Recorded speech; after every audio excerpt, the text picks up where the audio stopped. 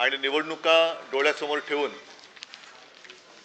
हे महाबिघाडी सरकार फसव्या घोषणांचा पाऊस पडायला लागलेला आहे।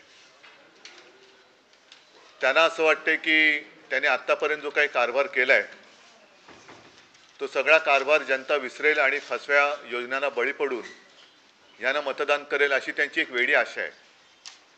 मग या योजनांमध्ये लाडकी बहीण अशा बऱ्याच काही घोषणा आहेत। बाकीच्या योजनांवरती मी आज काही बोलणार नाही, त्याच्याबद्दल जनता बोलते, जनता अनुभव घेते आहे। आणि मला जेव्हा वाटेल तेव्हा मी आदित्य, आमचे सगळे संजय राऊत आहेत, देसाई साहेब आहेत, विनायकजी आहेत, सगळेच आवाज उठवतील। आज मी त्यांच्या एका योजनेबद्दल बोलणार आहे आणि ती योजना म्हणजे लाडका मित्र किंवा लाडका कॉन्ट्रॅक्टर किंवा लाडका उद्योगपती ही योजना। आणि ही योजना, त्या योजनेबद्दल आम्ही गेल्या वर्षी धारावी येथे मोठा मोर्चा काढला होता। साहजिकच आहे, धारावीचा उल्लेख केल्यानंतर आज मी जे बोलणार आहे ते धारावीच्या पुनर्वसन प्रकल्पाबद्दल। धारावीकरांना त्यांच्या हक्काचं घर जिथल्या तिथे मिळालंच पाहिजे आणि ते सुद्धा 500 स्क्वेअर फुटाचं मिळालंच पाहिजे, ही शिवसेनेची आग्रही भूमिका कालही होती, आजही आहे आणि उद्या सुद्धा राहणार आहे। धारावीचा विचार केला तर धारावी ही केवळ एक नुसती झोपडपट्टी नाही, तर एक त्याच्यात वेगळेपण आहे। ते वेगळेपण असं आहे की ही जणू काही इंडस्ट्रियल श्रम, म्हणजे ह्या प्रत्येक घरामध्ये एक मायक्रो स्केलचा उद्योग चालतो। मग त्याच्यामध्ये काही ठिकाणी कुंभार पण आले, अगदी इडलीवाले आले, चामड्याचा उद्योग करणारे आले, कुंची कोरवे आले, बऱ्याच गोष्टी आहेत। आणि त्या उद्योग धंद्यांचं करणार काय हा एक प्रश्न अजूनही अनुत्तरित आहे। आम्ही मोर्चा काढला होता, तो मोर्चा जो एक बेसुमार TDR काढून अडाणीला द्यायचा त्यांचा जो डाव आहे, जो आम्ही उधळून लावणार आहोत, तो कधीही यशस्वी होऊ देणार नाही आहोत। मुंबईभर अडाणींकडनंच TDR विकत घेतला पाहिजे ही एक जबरदस्तीची अट त्यांनी त्याच्यात टाकलेली आहे, त्याच्या विरुद्ध तर आम्ही दंड थोपटलेले आहेतच। मात्र गेल्या आठवड्यात काही बातम्या आल्या, त्या बातम्या पाहिल्यानंतर या योजनांच्या सगळ्या फसव्या धुरळ्यामागे त्यांच्या कॉन्ट्रॅक्टर मित्राचं कसं ते चांग भलं करू इच्छित आहेत ते आम्ही तुम्हाला आज दाखवत आहोत। एकूण काय तर मोदी आणि शहा गुजरातला मुंबईची गिफ्ट सिटी पळून नेलेली आहे आणि मुंबईला अदानी सिटी करण्याचा त्यांचा डाव आहे। म्हणजे कदाचित उद्या हे मुंबईचं नावही बदलतील आणि मुंबईचं नाव अदानी सिटी करतील। अर्थात ते आम्ही कदापि होऊ देणार नाही। जर का त्यांना उदाहरणच पाहायचं असेल तर संयुक्त महाराष्ट्र चळवळीचं उदाहरण त्यांच्या डोळ्यासमोर आहे, किंवा त्यांनी नसेल तर ते पाहावं की कसा मराठी माणूस एकवटला तर अनेक जणांच्या डोक्यात जो अहंकार घुसला होता, अगदी यावश्चंद्र दिवाकरो वगैरे, तो उधळून लावतो आणि मराठी माणूस मुंबई वाचवतो। आज मुंबईकरांना मी आवाहन करतो आहे की आपण, मध्ये मी बातमी वाचली की मुंबई बचाव समिती, मुंबई बचाव वगैरे नाही, मुंबई रक्षक समिती पाहिजे। आणि मुंबईमध्ये जे काही एकूण ह्यांचे चाळे चाललेले आहेत, मुंबईला लुटायचं, मुंबईची तिजोरी रिकामी करायची आणि मुंबईला भिकेला लावायचं यांचं कारस्थान आहे, ते आम्ही कदापि होऊ देणार नाही। आज मी आपल्याला बोलवलं ते एवढ्यासाठी की अडाणीला हे टेंडर दिलं गेलं, त्यावेळेला टेंडरमध्ये नसलेल्या काही गोष्टी ह्या आज त्या देऊ करतायत। म्हणजे एकतर वारेमाप FSI, मुळामध्ये जर का धारावीचा प्रकल्प आपण पाहिला तर 590 एकरचा हा एकूण भूखंड आहे। त्या 590 मध्ये 300 एकर हा गृहनिर्माणसाठी आहे किंवा तिथे घर आहेत। मग बाकीचा जो आहे त्याच्यामध्ये माहीम नेचर पार्क, नंतर मग टाटाचं ते पॉवर स्टेशन आहे, रिसिव्हिंग सेंटर वगैरे काय काय गोष्टी आहेत। आणि एकूण टेंडरमध्ये जर का तुम्ही बघाल तर कुठेही वाढीव TDRचा उल्लेख नाही आहे। त्याच्यानंतर आता जे काही तिकडे चाललेलं आहे की सर्व घरांना ते एक नंबर देत आहेत, म्हणजे धारावीकरांना पात्र अपात्रतेच्या चक्रव्यूहात अडकून हाकलून द्यायचं। आम्ही एकाही धारावीकराला तिथून जाऊ देणार नाही।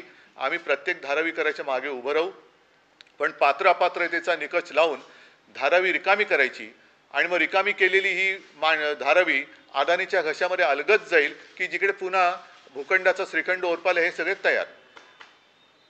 मुख्य मुद्दा काय आहे की हे सगळे जे काही कारस्थान आहे ते मुंबईचं नागरी संतुलन बिघडवण्याचा हा डाव आहे. नागरी संतुलन, आपण मानसिक संतुलन बोलतो, मानसिक संतुलन बिघडलेली माणसं आपल्याला माहिती आहेत कोण आहेत, काय काय करतायत. काही जणांच्या मानसिकतेला सुद्धा बुरशी आलेली आहे, त्याच्यामुळे अशी सगळी माणसं आहेत ती याच्या मागे आहेत. नागरी संतुलन मी एवढ्यासाठी म्हणतोय की त्यांनी जी काही जागा 590च्या वरती मागितलेली आहे, 540 एकर, म्हणजे मुळामध्ये बघा की धारावी 590 एकरची आहे. प्रत्यक्ष टेंडरमध्ये सुद्धा धारावी नोटिफाईड एरियामध्ये जे काही लागेल सहकार्य ते सरकार करेल असं नमूद केलेलं आहे आणि त्याच्यात काही गैर आहे असं माझं म्हणणं नाही आहे.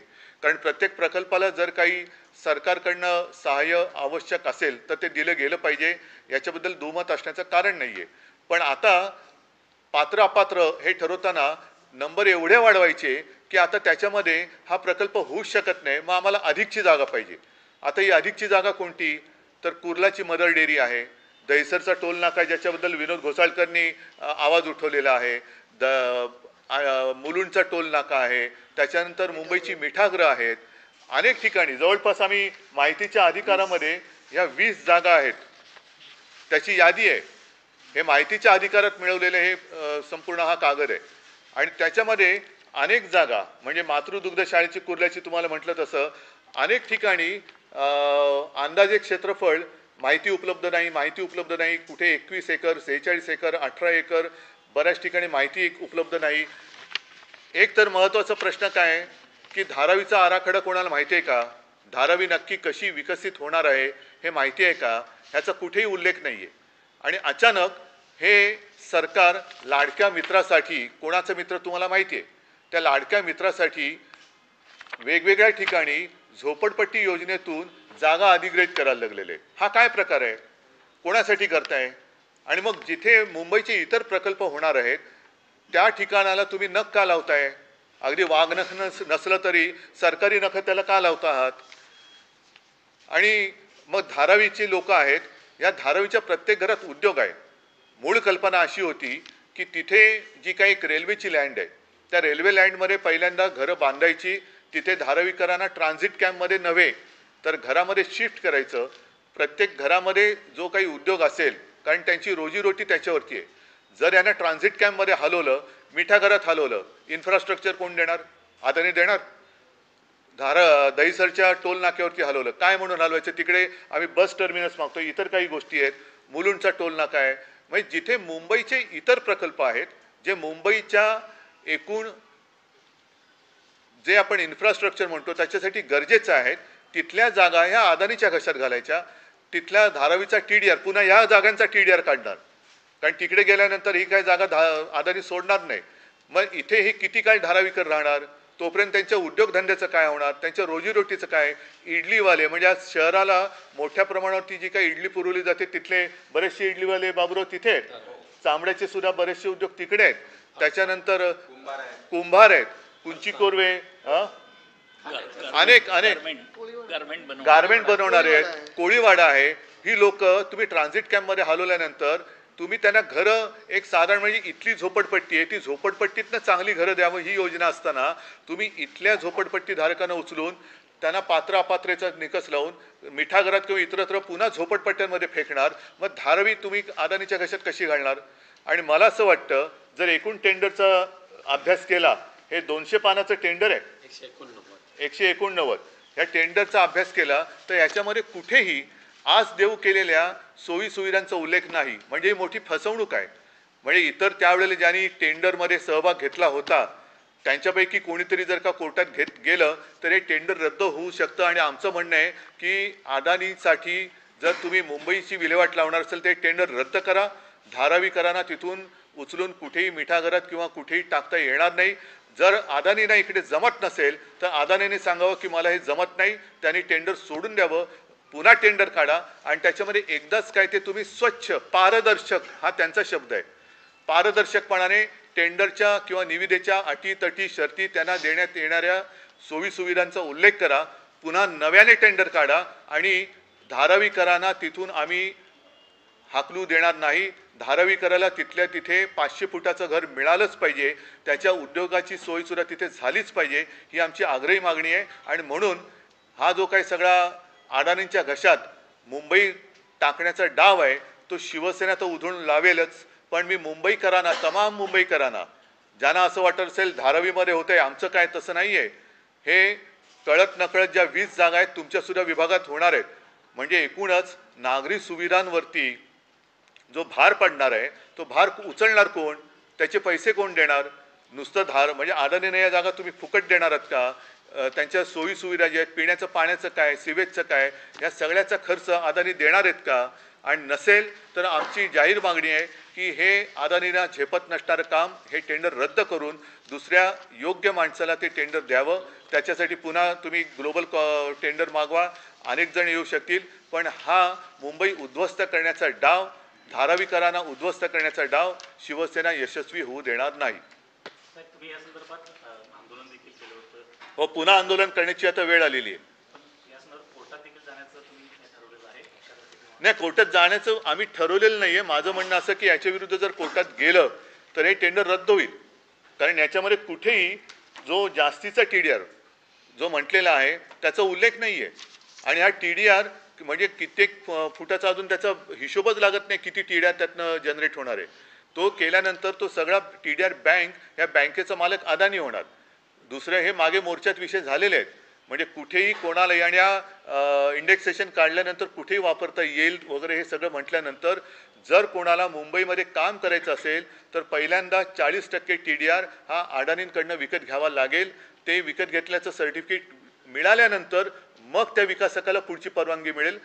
परंतु अडाणीने जर का एखाद्या परमिशनसाठी महापालिका किंवा तिथल्या काय UD वगैरे डिपार्टमेंटकडे परवानगी मागितली आणि 15 दिवसात त्याचं होय नाही उत्तर आलं नाही तर परवानगी गृहीत धरून अडाणीला मात्र काम सुरू करण्याची परवानगी त्याच्यात दिली गेलेली आहे. याच्यात नाही, एकूण नंतरच्या याच्यात हा सरळ मोठा भ्रष्टाचार आहे. तुम्ही म्हटलं की यामध्ये टेंडरमध्ये या सर्व गोष्टी नाही आहेत, मग कोणत्या निकषावर या इतर जागा ज्या आहेत तेच तर आम्हाला प्रश्न पडलाय.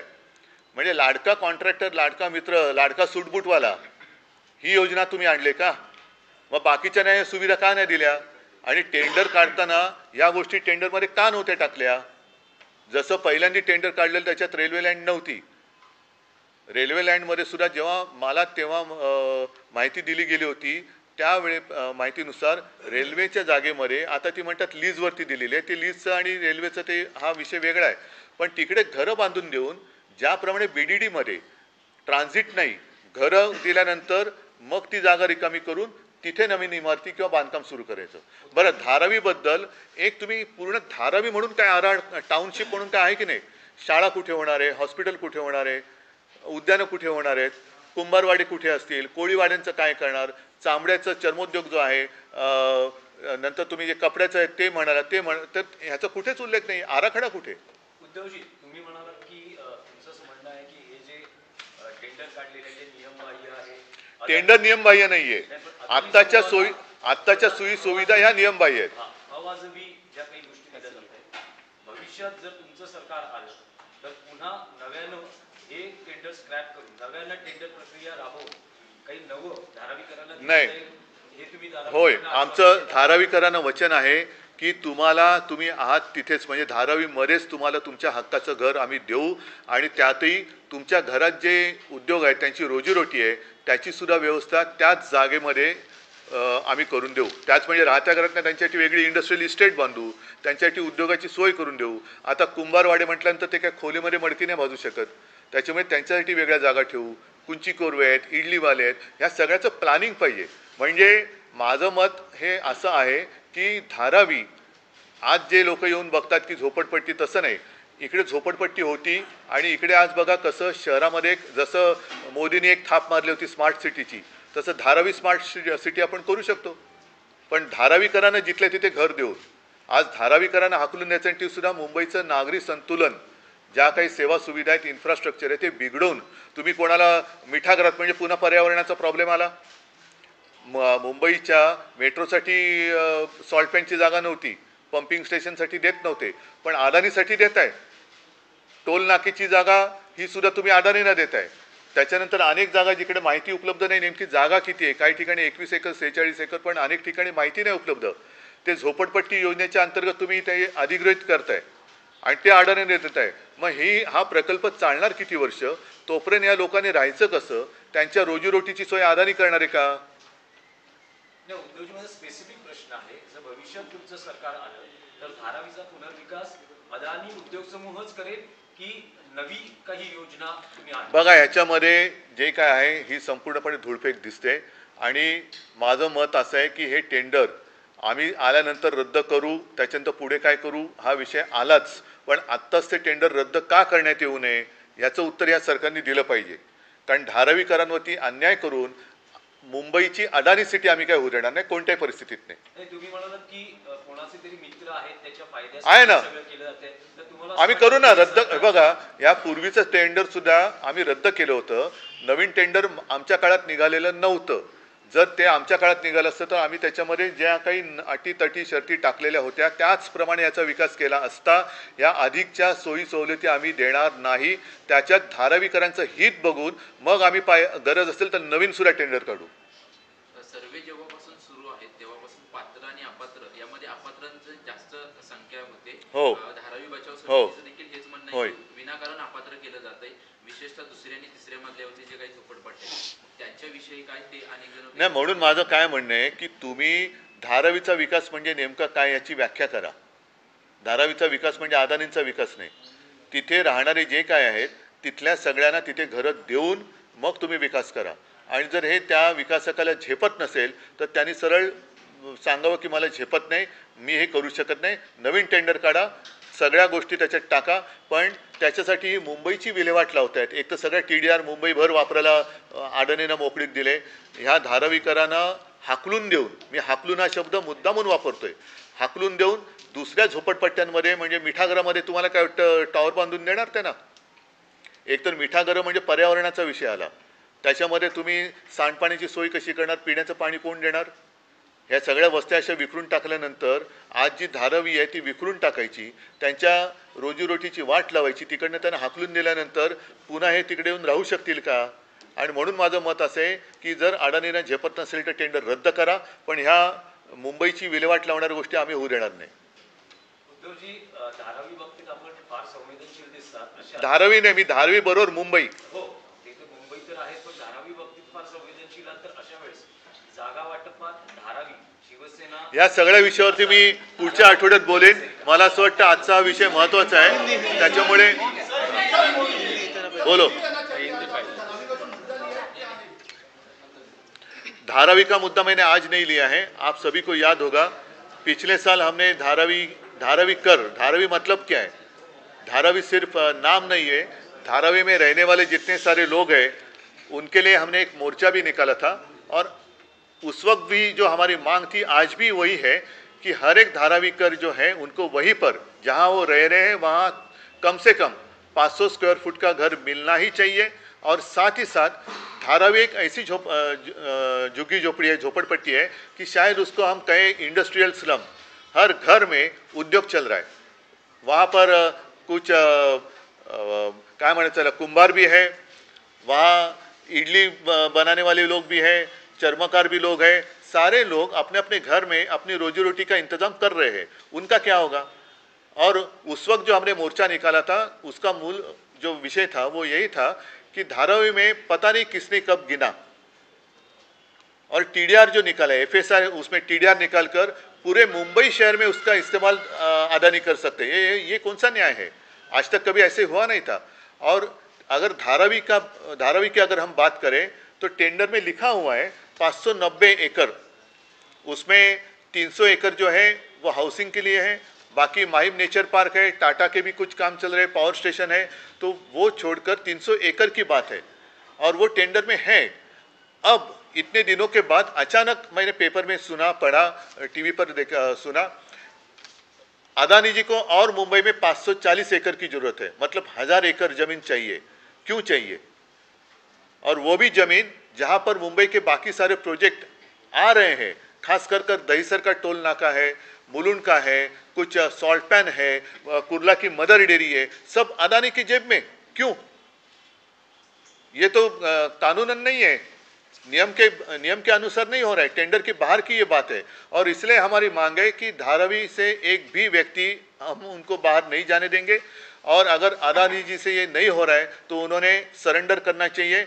रीटेंडर करो, सारी बातें जो आप देना चाहते हो, क्योंकि उस वक्त जब टेंडर निकला था तो और भी कुछ लोग रहेंगे, तो उन्होंने अब अदालत में जाना चाहिए कि ये सारी चीज़ें अगर उस वक्त होती तो हमारी भी बात कुछ अलग होती। और फिर से टेंडर निकालो, ग्लोबल टेंडर निकालो और उसमें ट्रांसपेरेंसी रखो, आने दो सबके सामने टेंडर, आने दो सबके सामने, जो आप उनको देना चाहते दे दो और टेंडर से दोबारा बुलाओ और जो भी काम करने के लिए सक्षम व्यक्ति होगा उनको ही दे दो। अदरवाइज जो अभी नाटक जो चल रहा है लाडली बहना लाडली, ये वैसे लाडला दोस्त लाडला कॉन्ट्रैक्टर ये नहीं चलने देंगे हम, और मुंबई की बर्बादी हम नहीं होने देंगे। सर, मुंबई को अडानी सिटी बनाने की तैयारी चल रही है, किन किन ग्राउंड्स को लेकर आपको ऐसा लगता है कि वहाँ जहाँ बीकेसी है, मनमोहन जी की सरकार थी तो वो गिफ्ट सिटी वहाँ आने वाली थी जिसका हमने स्वागत किया था। अब वो खैर गिफ्ट सिटी तो मोदी जी ने गुजरात में लेके गए, वो अब गुजरात को गिफ्ट सिटी और महाराष्ट्र को अदानी सिटी दे रहे वो, तो हम ये नहीं होने देंगे। मुंबई की जो पहचान है वो मुंबई ही रहेगी, उसको हम अदानी सिटी में बदलने नहीं देंगे। और इसके लिए आंदोलन की जरूरत नहीं, सारे मुंबई के इकट्ठे होते तो ऐसी बात हो जाएगी। ठीक है, चलो धन्यवाद, जय हिंद, जय महाराष्ट्र।